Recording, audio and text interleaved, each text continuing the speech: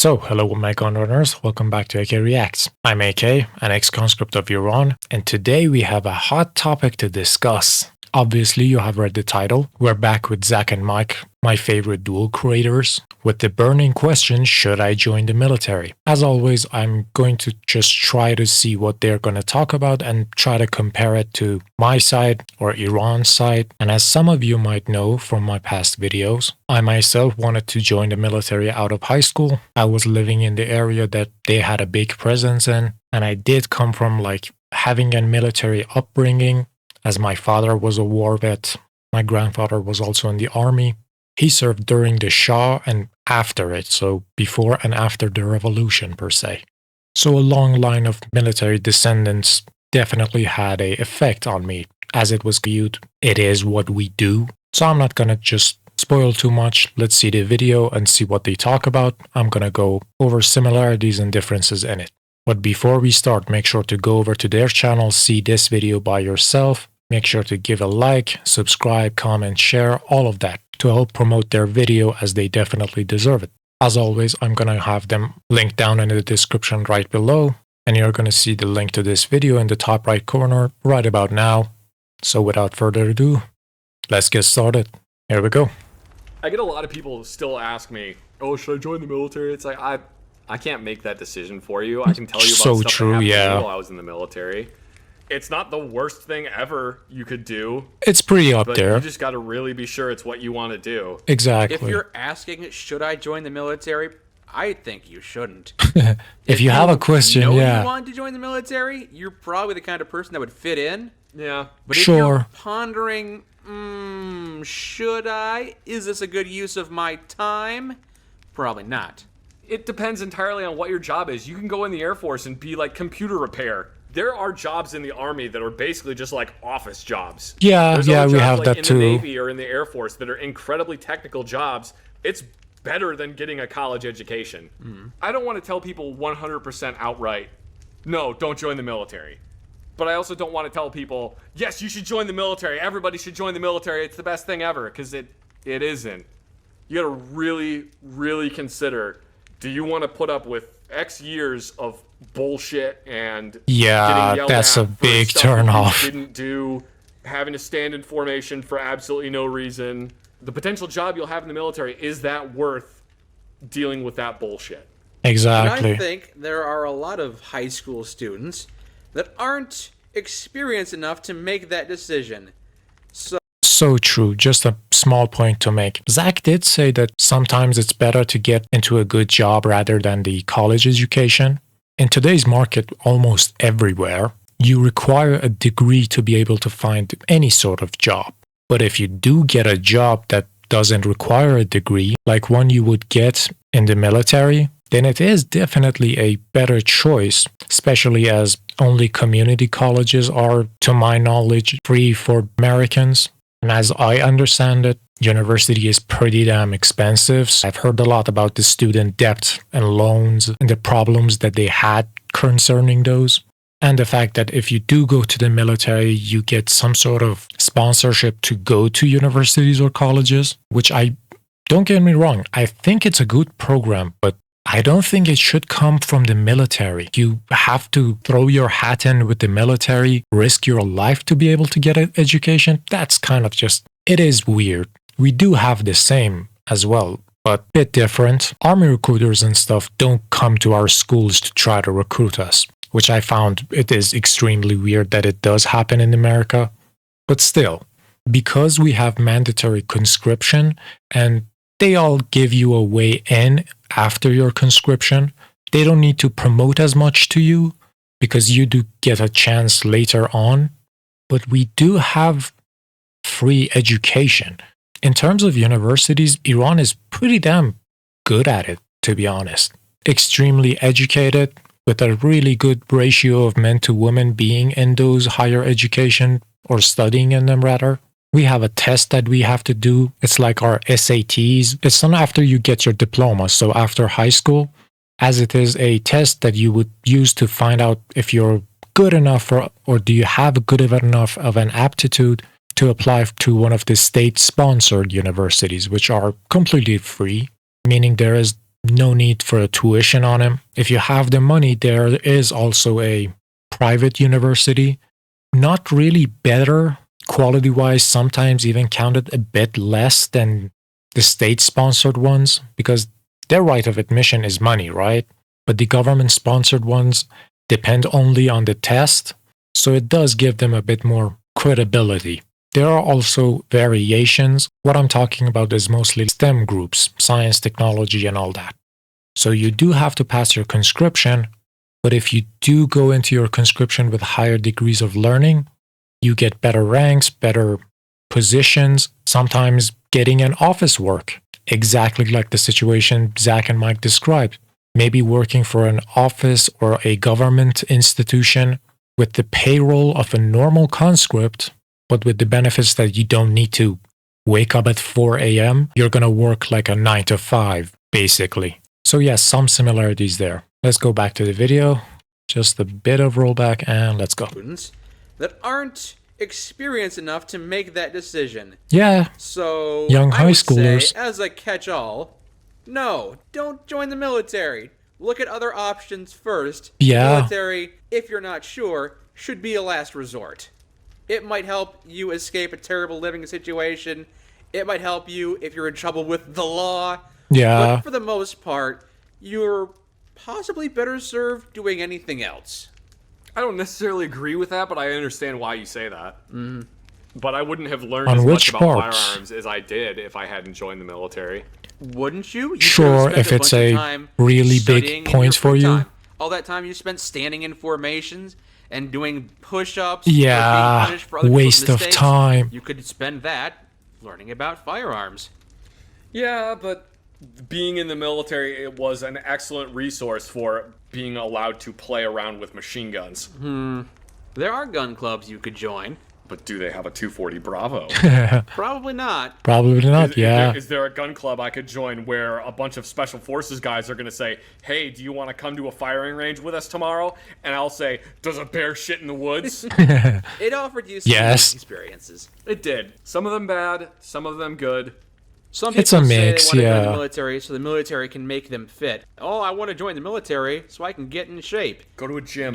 Yeah. Go to a gym. Why would you Yeah. go to the military is for going to that? Yell at you until you do the things you would have done if you had just done them. Just do And it. being in the military does not necessarily mean that you will get in shape. There, No, True, there's plenty true. of Fat asses there. there are plenty of fatties in the So many military fat-ass officers that I've cannot seen. pass Like, how are you APFT qualified? And somehow are still in the military. When I was flying back from BIOP to my base, I had to wait for a helicopter that was going in that direction.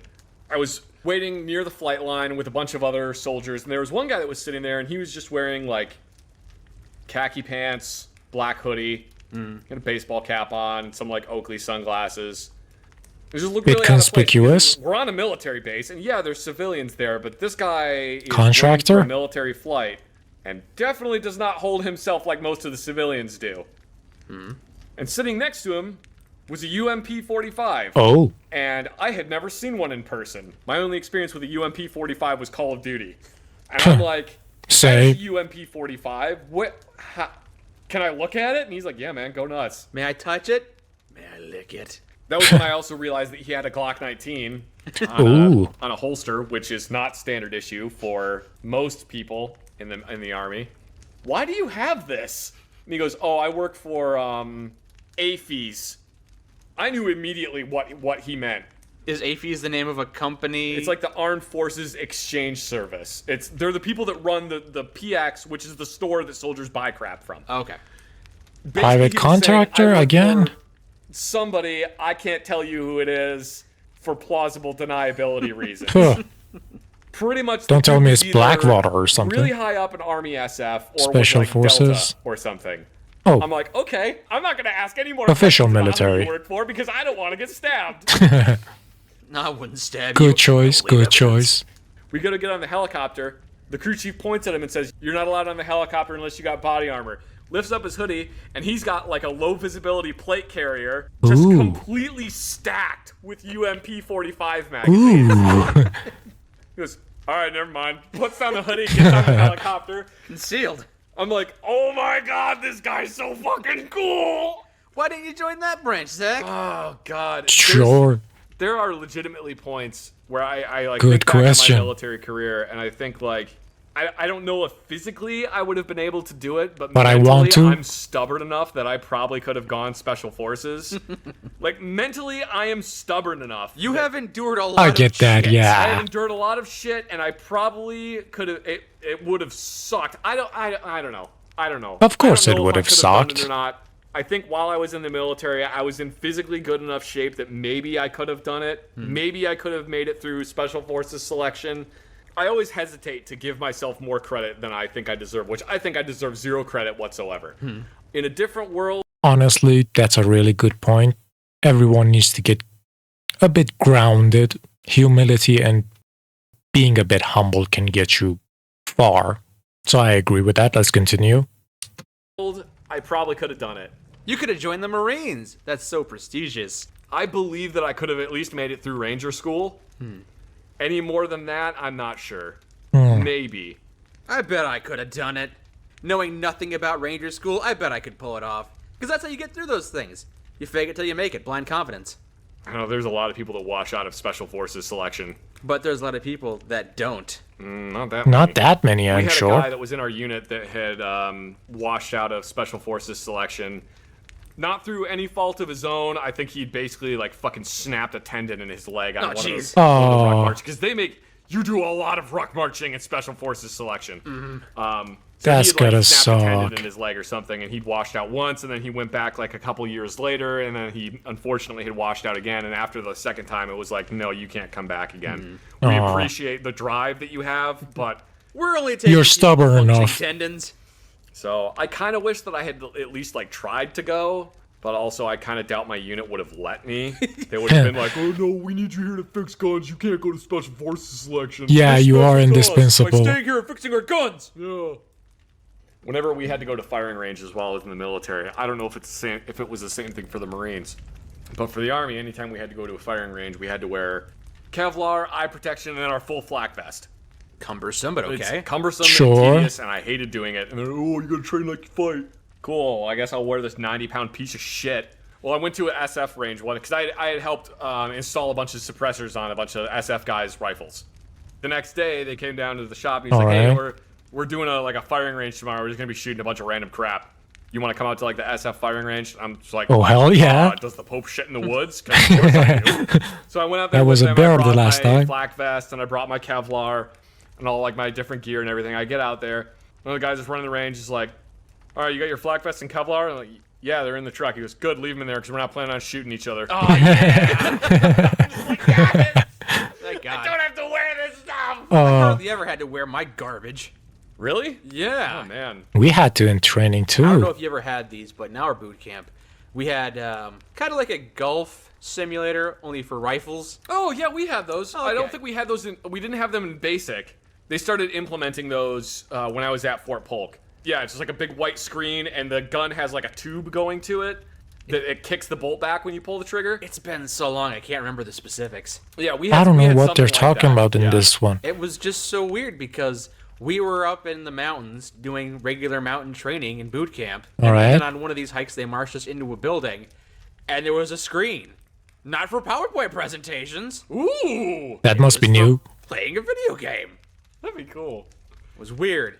There were some weird standout moments in my boot camp. The one that stands Oh, out as say. being the most surreal was the time we went to a baseball game. Okay. Yeah, the San Diego. That must have been Padres, I fun believe, is getting the out. team.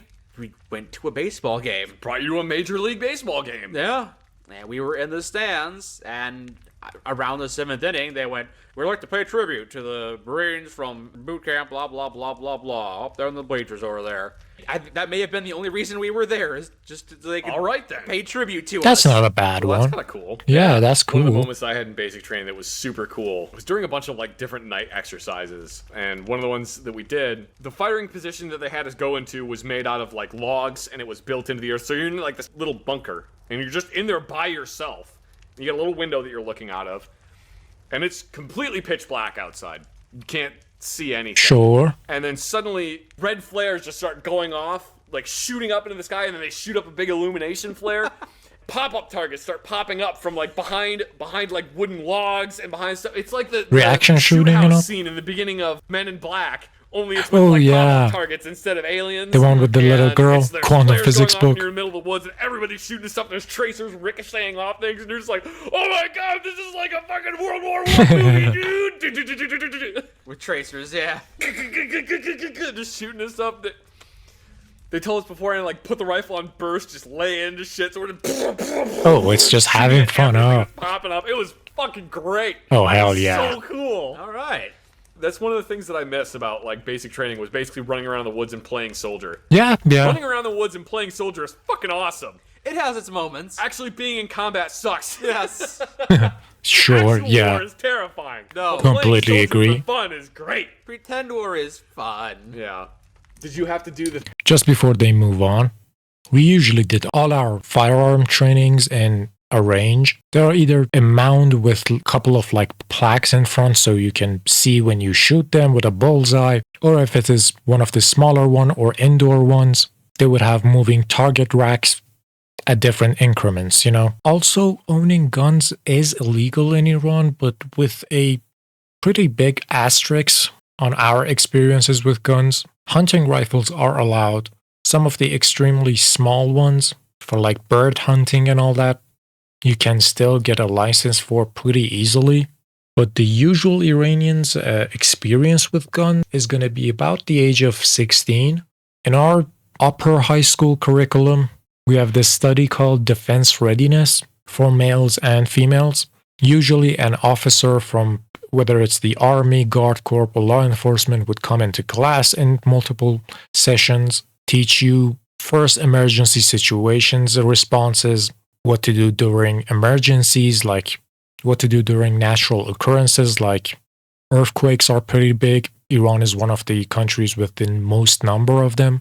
How to do like rudimentary bandages, and of course covering concealments. They give you like a pretty basic and bare bones one, but considering it's for a entire school year, it is pretty extensive.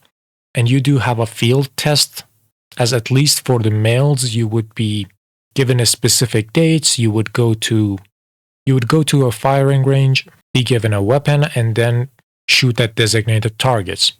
Of course, before this thing actually happens, you would have multiple sessions with that at least we had, that they came into class, showed us AK-47s, how to open them, close them, do some very rudimentary diagnostics, how to clean them. And these were done weeks before the actual firing range day. But yeah, I would say about 16 years old is like first experience they will have. And of course, at conscription, you would be trained very extensively on them. But hey, I'm not going to just tell you about the boring stuff. I'm going to give you some couple of cool stories per se. Basic training is hectic. It is conditioning you for things to come, yeah? To make it chaos and teach you how to cope with it. There is this thing about our hazing periods per se. At least once in your unit time as you are spending in the basic training, as you are going through basic training, one time, sometime, somewhere, somewhen, during that basic training, we get a wake-up call codenamed the Night's Fury, or Fury in the Night.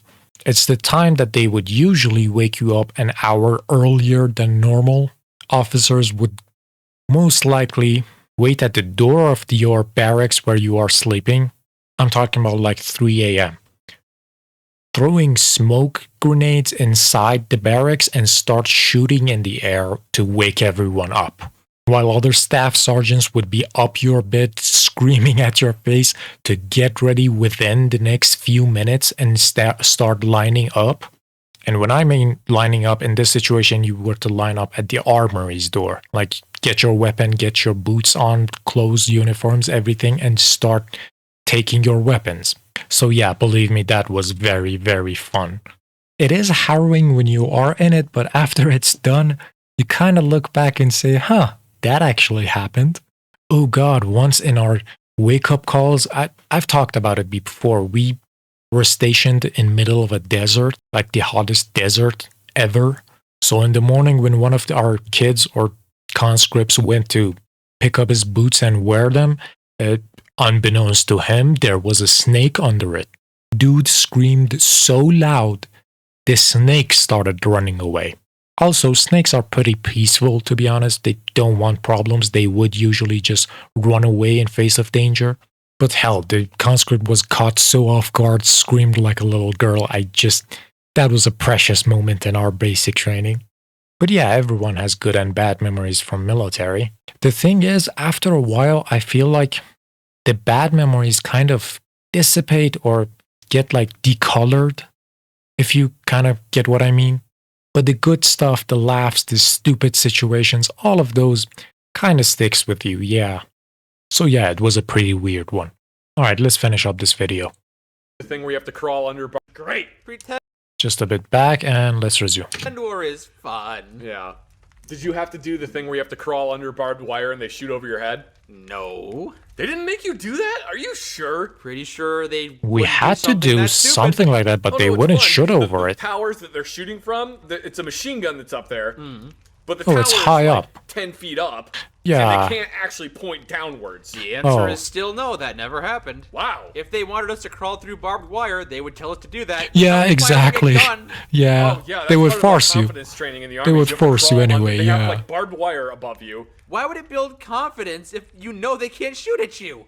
Because Conditioning. it's still freaking scary. You still hear bullets zipping over your head. Oh, and by the way, there's giant pits that are in there that have explosives in them, and they set the explosions off. No, not actual explosives. No, like actual, like it's a brick of C4. Why? In a pit, 10 feet down. It's a loud explosion, and it throws up a whole bunch of dirt that flies all over the place, and it lands on you, and pieces of wood hit you. Like and you're artillery like, shell? Oh my God. Well, that's Simulating more or something? intense. Yeah. No, it did not happen to us. Oh man, that was again one of my favorite moments. You can see the tracers going, and you can hear the bullets like snapping over your head. Feeling And like a you're war crawling along zone. and crawling along, and there's like pits. They put explosives, and then they set the explosions off. So it's like artillery impacting or landmines going off or whatever. But there's no way you're gonna get hit with anything. Okay. Because they're far down in the ground. But if you don't know that's how it's set, the only reason I know that's how it's set up is because I looked back at it. Okay. After At the time, going through it, you didn't know. At the time going through it, no, it just seems like there's a wall right there, and there's a fucking bomb going off in it. Yeah. They used to, in like World War II, if you stood up on one of those ranges, you would get shot because they just had the machine guns like right overhead. Ooh. Several people got shot because they would panic and try to stand up and run away Oh, and then no. get shot. Isn't that just culling the chaff, though? If you can't make it, maybe you deserve to be shot. That's what I think. No, I Natural thought it selection. was super cool. I was like, this is great. Can we move the machine guns lower so I can really hear what it sounds like? You I want to get a even feel lower, of it, I don't yeah. wanna be here anymore. Oh, that was good as well. Before I start talking about the afterthoughts, just a couple of points. First off, as always, make sure to go over to their channel, make sure to support them, like their content, share, subscribe, all of that. They deserve it 100%. Again, all the links are going to be down in the description right below. Now, a second point I wanted to talk about, I want to talk to you about some similarities, yet some weird points about our military you might or might not know. Because they're one of the reasons that Iran has such a big military, it's that inside this very sanctioned economy, some of the people that eat the best are definitely in the military. Again, as I said, I do come from a military family. I had to kind of look at all of these at some point, try to pro and con it before I decided I didn't want to be. But some of the points I wanted to make was there are definitely insurance and healthcare benefits, like insurance of theirs is like very, very inclusive. Like all the dental, workplaces, injuries or something. It also extends to like first family members. Healthcare is free if you go to the only military hospitals that they do have a lot of, like one military hospital in every major city. And if you do go to any of those and you are a family of a military member or are one, you get your stuff done for free. They have psychologists, general admissions doctors, a pharmacy which will subsidize a lot of their drugs and prescriptions, also dentists to do dental work and all that. And if you don't want to go to these free hospitals that are only for the military, you could go to a lot of different like clinics or just general admission hospitals, and majority of them would at least have a contract with the military to accept their type of insurance or medical insurance. And I think it has like the highest ratio of waiving the costs. It's something like 70 to like 80% cheaper for almost every type of admission into the doctor's or dentist offices. So you could still go to a very privatized corporation, but get some subsidies based on the military by the government. Also, one of the, just because I talked about it, if you were a practitioner, if you were not a STEM, but went through medical school, instead of going through conscription like normal, you might end up your conscription into one of these hospitals. So you would work there for the period of your time, but would be doing your own general practice. It is type of a win because they don't need to go actually play soldiers and conscripts. They would be just working at a hospital in their own hours with flexible hours, doing their own job, which also becomes a resume. So yeah, some pass their conscription like this with extremely higher benefits and time on their hand. Other benefits of the military is that they also get subsidized food and meat discounts. They have type of like coupons. They have specifically designed for military shops, usually designated at their HQs. They would be selling subsidized or discounted food like meat or grains, wheat, or some of the basic necessities like milk, cheese, normal everyday usage of stuff. Also, these discount shops are different from the chain foods that they go to. There is a bi-monthly payment to them in form of like credits. The bi-monthly, I mean every 2 months, not twice a month. Every 2 months, they get a specific number of credits or in-shop currencies that they can use in some of the chain food and grocery shops that are privatized, but they are owned by the military, at least in part. And because they are chain supermarkets and they have a store in almost every city, they would get these gift cards or credits to their name that they could actually apply when they went over to buy something. Also, based on where you work, there are hazard pays, there are operational zones or harsh and difficult environment zones that if you serve in them, you get better pay, some small privileges. And that is not just for the officers, even conscripts got them. My service was in a harsh environment operation zone, so I got like 3 months of my service waived. So instead of 24, which is 2 years, I served 21 months. 3 months of deduced service time, which was pretty damn awesome, to be honest. But it meant I was pretty far from anyone and anything, as it was kind of rural precinct and all that. But yeah, the military definitely has a lot of shops and privatized sectors, which gives a lot of benefits to its military members. And in a sanctioned economy, one of the best jobs you could possibly go for, at least when it's reasonable or profitable in one way or the other, healthcare, insurance, and all that said, it definitely is one of the very good options for people. But even here, it's kind of looked at as a last resort, last option to go to. If I were to rank payments, the best payments I've seen were for people in the Guard Corps, like unequivocally. They either had the highest paying jobs or the easiest jobs. Like they were either the chair force or deep into other countries, one or the other. And the pay for both was pretty damn good, I believe. Army is the medium one. Army doesn't do much. Army in Iran usually prouds itself on the defense of the countries, the guardsmen of the mountains, the watch out, the lookout towers. You know what I mean? They don't set foot outside. They control the borders and anything inside it. They don't go out. They don't do much, to be honest. And honestly, we kind of like them that way. Army has had a difficult history, as they were one of the first people that actually joined the people against the regime of the Shah. So in people's minds, they kind of have a soft spot for them, as they're kind of seen as the middleman between the forces. Because anyone that rolls into the Guard Corps definitely is in line with the government, all right? You cannot not be in line with them and end up there.